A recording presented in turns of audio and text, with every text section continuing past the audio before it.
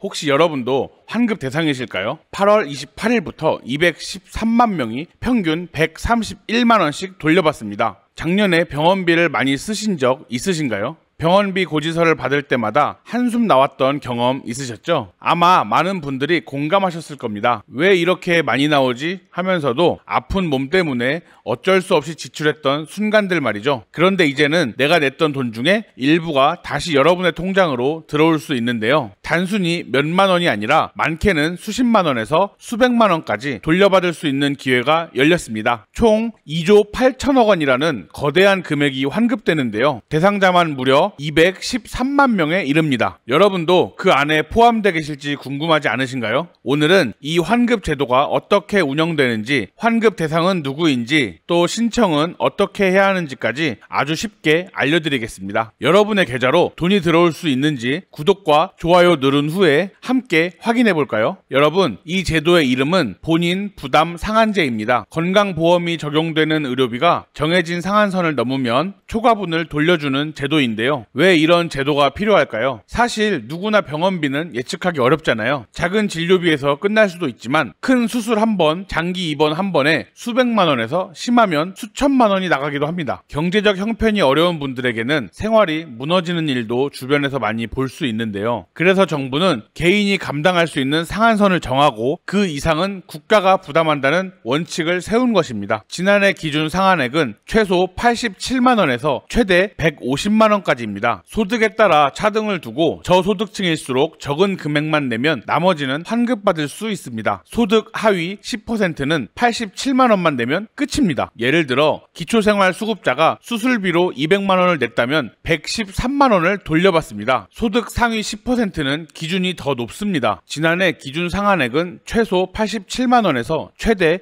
150만 원까지입니다. 소득에 따라 차등을 두고 저소득층일수록 적은 금액만 내면 나머지는 환급받을 수 있습니다. 소득 하위 10%는 87만 원만 내면 끝입니다. 예를 들어 기초생활수급자가 수술비로 200만 원을 냈다면 113만 원을 돌려받습니다. 소득 상위 10%는 기준이 더 높습니다. 808만 원까지는 본인이 부담하고 그 이상만 환급됩니다. 예를 들어 고소득자가 1000만 원을 냈다면 192만 원이 환급됩니다. 요양병원 장기 입원 120일 이상의 경우 상한액은 150만 원으로 더 높게 설정되어 있습니다. 예를 들어 장기 치료를 받는 어르신이 500만 원을 썼다면 350만 원은 환급되지 않고 초과분은 상한선을 기준으로 계산됩니다. 정리하자면 같은 병원비라도 소득 수준, 입원 기간, 병원 종류에 따라 환급 기준이 달라진다는 것이죠. 경제적으로 어려운 분들이 더 빨리 혜택을 보게끔 설계된 것이고요. 실제로 환급 대상자의 90%가 소득 하위 50%에 해당됩니다. 이 제도가 우리나라만 있는 것은 아닌데요. 해외에서도 의료비 부담을 줄이기 위해 비슷한 장치를 운영하고 있습니다. 독일은 본인 부담 의료비를 연소득의 2% 이내로 제한합니다. 저소득층이나 만성질환자는 1%까지만 내면 됩니다. 프랑스는 대부분의 진료비를 건강보험이 부담하고 남은 금액도 보충보험을 통해 환자가 내는 비용을 최소화합니다. 미국은 본인 부담 상한제가 있긴 하지만 한도가 연간 800만 원에서 1000만 원으로 높아 서민들의 부담이 여전히 큰데요. 그렇다면 실제로는 누가 얼마나 돌려받고 계실까요? 먼저